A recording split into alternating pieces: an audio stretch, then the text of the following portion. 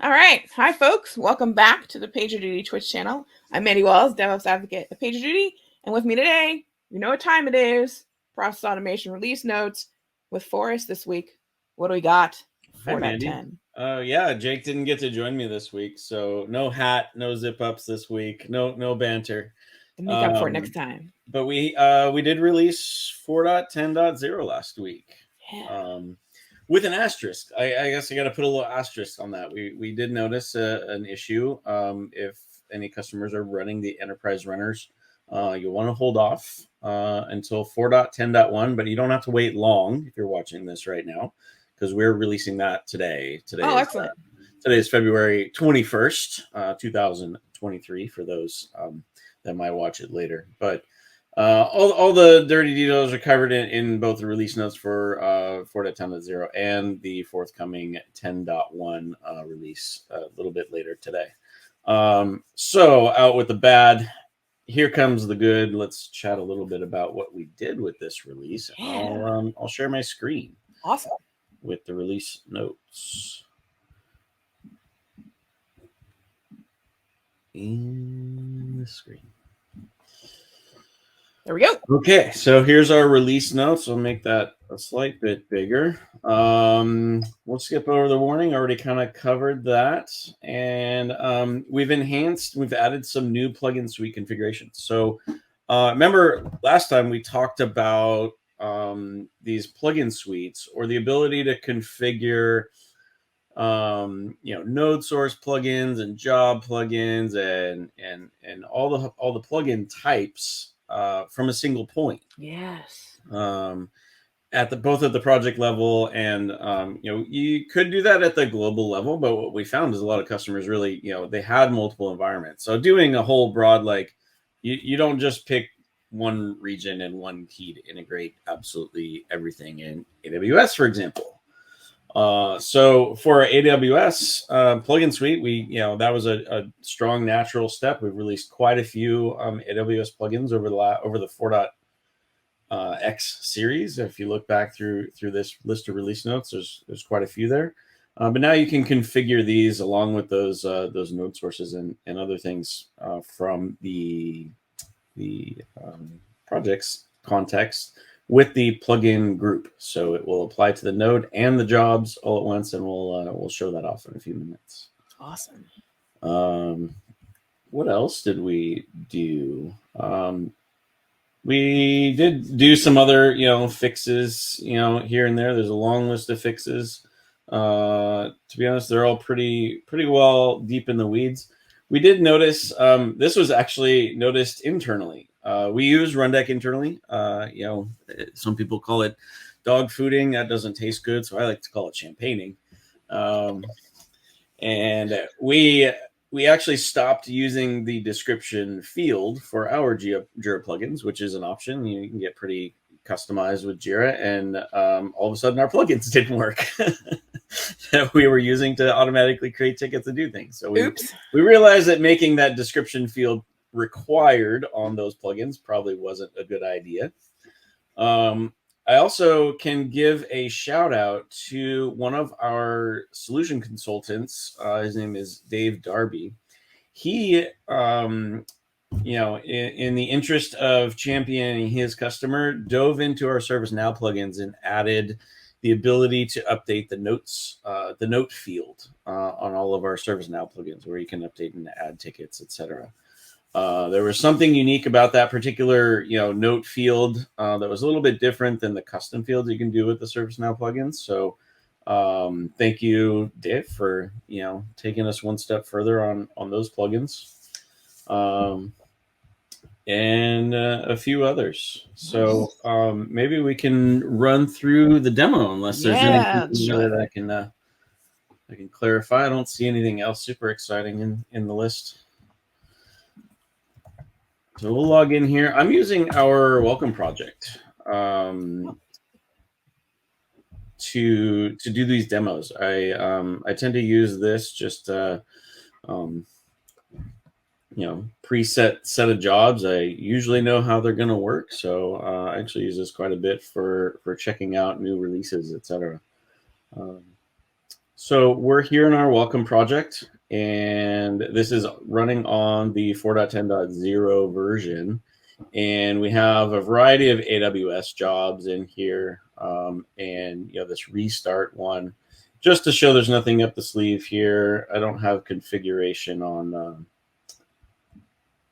this for any sort of authentication, no keys, no secret keys, no nothing. It's not configured in our system configuration, which would be the big, broad global spot. But you can see here that it's now grouped into its group. So the plugin group does apply at that global level when you apply it there. So if I set this, it would apply to the node sources and the jobs and everything. That was loosely the same as before. But we are refactoring it into this new model. And we'll dive back into our project. We don't have any configuration yet on our plugins tab. We also don't have any nodes yet. Just covering all the bases here. All we have so far is our Rundeck server node. We don't have any of our EC2 nodes or anything. So we will start by configuring our node source, and we'll just add the EC2 resources. And I'm not going to set anything. Oh, really. I'm just going to leave it, right? I just want EC2, right? And it will save now. So one important note is now we obviously can't do required fields. We can't require the fields that you would need at a bare minimum at this step, because we would configure it at that plugin group. If we come over to our plugins and we add the AWS grouping here, I pre-populated my password here. And for those keen-eyed watchers, I am going to paste in my my key here, but I'm also going to delete it right after this. Yeah. So.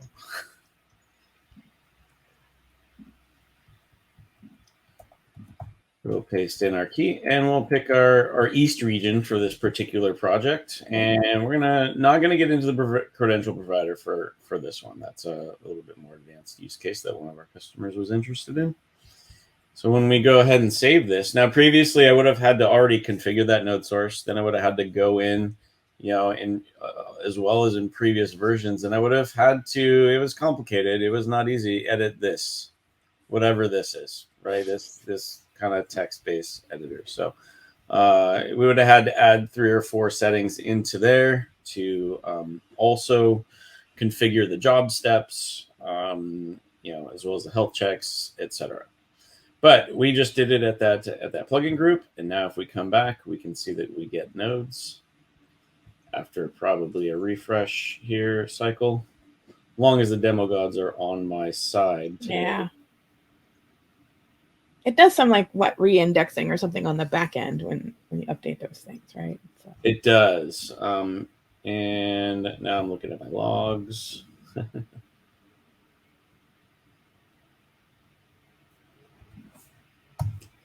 And wondering if the demo gods are against me today. Oh no.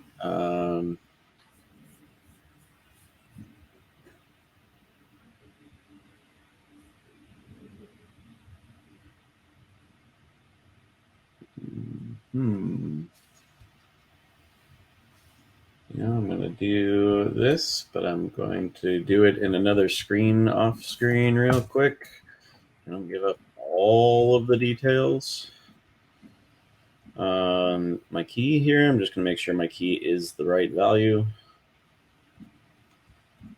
Sometimes as I refresh this environment, I don't always remember all the little steps to get things back up and going. Yeah. Intentional on my side. I like having to go through the steps each time, just so that I can catch things that we might not have expected. All right, so I've set that, and my guess is we're gonna see some more nodes now. There they go. All right. Words matter, or like I had an old boss who used to say, when it comes to password, spelling counts. Yes. So now we have all of our nodes, and I can restart safely this node that I conveniently called restart safely. I actually built the tiniest node I could build because I kept coming in here wanting to test jobs, and I would always see all these others. I'm like, I don't know what JP is doing with these nodes. I don't know if I should restart them. So I just have the restart safely node now. And we will choose a node step, restart our EC2 instance, and we can see that this job is going to run when I check this this particular box. And the demo gods really are not my friends No. today. Oh, you know what? Did I not pick I might not have picked a region. I shouldn't need to pick a region.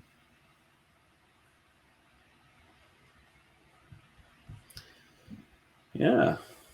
See, this is why I need Jake. Oh, he'll feel so loved when he comes back. I didn't want to do that.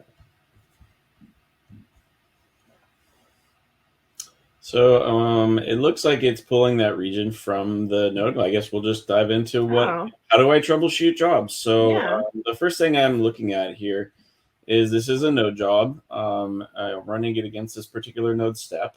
And what I see here what I saw in the previous log was that it didn't have a value for node.region. This value, or this dollar sign, is how we denote variables, and it's getting the region value from the node, as opposed to picking a value on the step. It does want a value for that. So what I'm going to check here is on my restart safely node, do I have a region? And I do.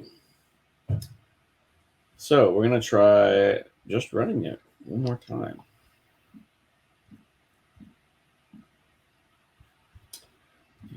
Restart this. We're still getting a value not allowed for property region. Oh, I wonder if that is something that changed, that they want it to be. Well, I know that is in East, so we'll just on the fly change our job and run it again. And we can see that it's restarting once I get the job correctly. So the authentication part was no longer the problem. It was just my job writing skills. And we didn't have to configure, everything individually. Yeah, very nice. Should be working. Did I not get my jab tags? We have EC2s.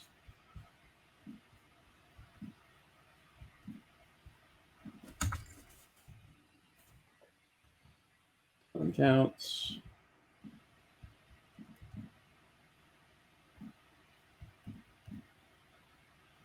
And the health check will catch up here in a few minutes. Oh, okay, excellent. So you said that all the tags are case sensitive then, right? Actually, I had ECS2 in there. Oh, okay. I initially typed ECS and then I added the 2. Again, scramble mode. But you can see that the healthy is starting to come back. Oh, there they go. Awesome.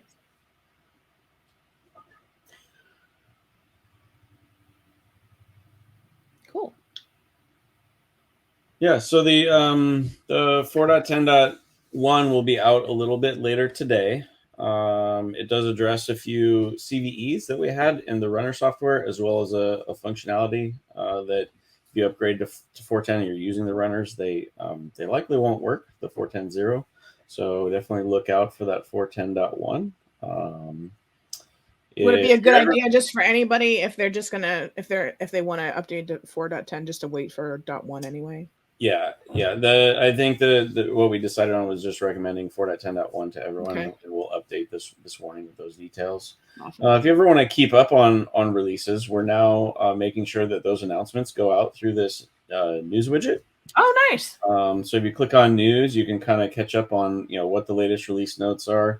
This is actually just ties back to an RSS feed. There's more community news here. This is built into the product as well, but you can subscribe to that release feed, and we manage it on updates to our docs. So if there's other, particular either learning articles or other information out there, you can keep track of that as well, and kind of get your quick highlights of, hey, what's the latest. Very cool. That this particular widget does require that your Rundeck have access to the public internet. So if it doesn't work or it times out, that's probably why that button. Yeah, make sure you've got egress. Yep. Cool. All right. Well, that seems pretty slick for anybody who's working on AWS with Rundeck. So this should be super helpful for. Yeah, pretty fun. I'm sure it'll go much better for everyone else than it did for me today. If it doesn't, our support team there is there to help. Well, I'll figure it out. It's all good. You're getting it all right. Well, cool. So is there any, do you want to tease anything for the next release, or are we sure, but I wasn't ready for that, so I'll just say that it's significant. The 4.11 one will have some significant updates and features coming. They're all very focused around the enterprise runners. okay. Our ability to connect into those environments. The same value props around the enterprise runner hold, but lots of really cool updates related to that. We're running a kind of a private early access on it right now, and each release. That's why some of these releases maybe feel a little bit small. With just the plugin groups, we've been spending quite a bit of time really expanding that runner architecture. So that's probably as much as marketing wants me to say about it at the moment. It'll be fine. It's all fine. It'll be very exciting. Yes, definitely looking forward to the 4.11 Twitch stream. I think for that one, we might also add special guest of Pecco, our other product manager, who has led that project up to this far, and we'll get his insights to it, and we'll do a smoother demo next time for sure. Sounds good to me. Absolutely, we'll be ready for that 100%. So, all right. Well, for folks listening out there at home, there's some notes in the chat there. If you're interested in reading through the rest of the release notes, they're all there on the release notes page for 4.10, and you can check all that stuff out. And for folks who haven't used the Welcome Project before, I put that link in there as well. So if you want an environment to play around with Rundeck on-prem and get a look at that, those projects are there. It runs in Docker, super easy to fire up. And then you can use that. I use that for demos and stuff too. Like, it's super simple. So definitely helpful for everyone out there who wants to get a first taste. If you haven't used any of these products before and you want to kick the tires, that's a great place to start. Yep. Go splunking for the Space Cat. Yes, still hidden in the product, so still out there somewhere. Back to comment on the YouTube channel. I guess you can comment on the YouTube after it gets posted or something. Yeah, comment there or comment back where you found the Space Cat. Absolutely. I want to hear about it. I mean, the hint is we hope you don't find it, but you might. Oh, okay. All right, then that'll give folks something to scout around for in the product. Then. All right. Well, I don't see any questions in the chat today, so we'll wish everyone an uneventful week, and we'll be back here on Friday for the How To Happy Hour, and we'll be anxiously awaiting the 4.11 release for process automation. So Thanks a lot, Forrest. Bye, Mandy. Yep. Take care, everybody. Thanks for watching. Make sure you never miss a stream. Follow us at PD Community and PagerDuty on twitch.tv. If you're watching on YouTube, don't forget to like and subscribe. If you'd like to be on our stream, email us at community-team@pagerduty.com so we can feature the cool things you're doing. And don't forget, check out all of our global events on our calendar at pagerduty.com/events.